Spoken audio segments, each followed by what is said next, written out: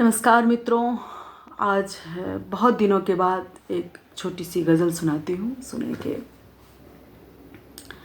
सबके जहन में एक ही सवाल आजकल, सबके जहन में एक ही सवाल आजकल, देती नहीं किसी को मैं जवाब आजकल। सबके जहन में एक ही सवाल आजकल, देती नहीं किसी को मैं जवाब आजकल। तूफ़ान से लड़ झगड़ के तापमान क्या गिरा, तूफ़ान से लड़ झगड़ के तापमान क्या गिरा, रखने लगा हवा से मनमुटाव आजकल।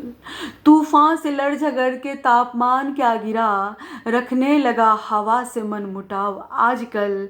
और सुने कि किसका कसूर था, गुनाहगार कौन है, किसका कसूर था, गुनाहगार कौन है, करता न कोई ठीक से हिसाब आजकल।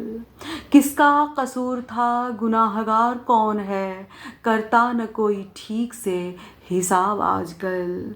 और सुने कि अच्छा हुआ जो उसने मेरा नाम ले लिया, अच्छा हुआ जो उसने मेरा नाम ले लिया, पहचानने लगे हैं लोग बाग आजकल। अच्छा हुआ जो उसने मेरा नाम ले लिया, पहचानने लगे हैं लोग बाग आजकल। कांटों से भरी राह को मैं पार कर गई, कांटों से भरी राह को मैं पार कर गई, चुभने लगे हैं पाँव में गुलाब आजकल, चुभने लगे हैं पाँव में गुलाब आजकल। धन्यवाद।